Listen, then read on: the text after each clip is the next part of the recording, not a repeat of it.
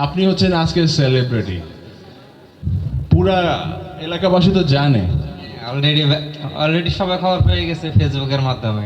Follower কত বাড়ছে? আমার কোনো এরকম ফলোয়ারই নেই, কোন রকম ফেসবুক চালাই। না না, এখন তো বেড়ে যাবে। হ্যাঁ, এখন ইনশাল্লাহ বেড়ে যাবে।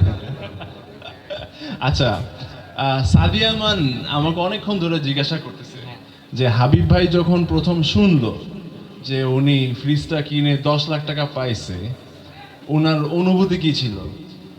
এটা তো অবিশ্বাস্য, কখন কল্পনাও করি নাই যে তক্তা চালা থেকে ফ্রিজ কিনে 10 লক্ষ টাকা পাবো। মিনিমাম মনে করছি 200-300 টাকা পাবো। উনি ভাবছিলেন যে 200-300 টাকা পাবে। আচ্ছা, যখন আপনাকে কি ফোনে জানানো হয়েছিল আপনি 10 লাখ? মেসেজ আসছে, তারপরে আপনার শোরুমে থেকে ফোন দিছিল যে আপনার 10 লক্ষ টাকার মেসেজ আসছে। তখন আপনি কি করতেছিলেন?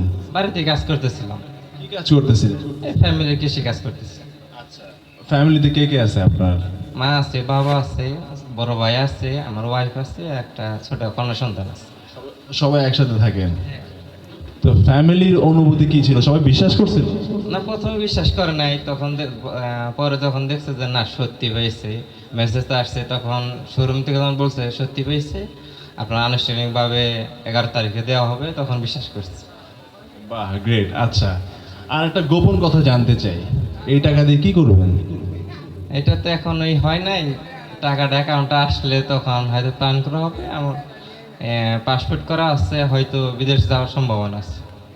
আল্লাহ রে, আর ফিরবেন তো? ইনশাল্লাহ ফিরবো, ফিরবো না কেন? ধরো টাকা পয়সা ভাই বিদেশ চলে গেছে, আর আসতেছে না, তখন কিন্তু মার্সেলের বদদোয়া দিবে আপনার ফ্যামিলি। অবশ্যই ফিরে আসবো, টাকা কামাই করতে যাচ্ছি, ফিরে আসার জন্যই।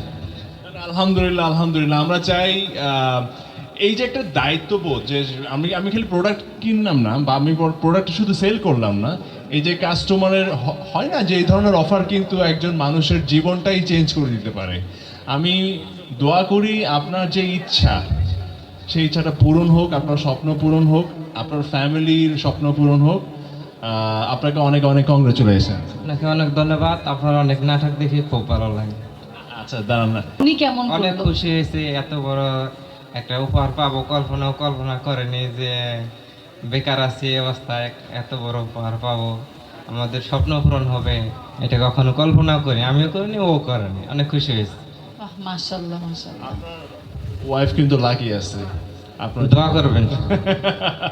না ভাবি, আপনাকেও অনেক অনেক কংগ্রেচুলেশনস। আপনাদের পুরো পরিবারের জন্য অনেক অনেক দোয়া। আপনাদের জন্য দোয়া রইল। থ্যাংক ইউ ভাইয়া, থ্যাংক ইউ।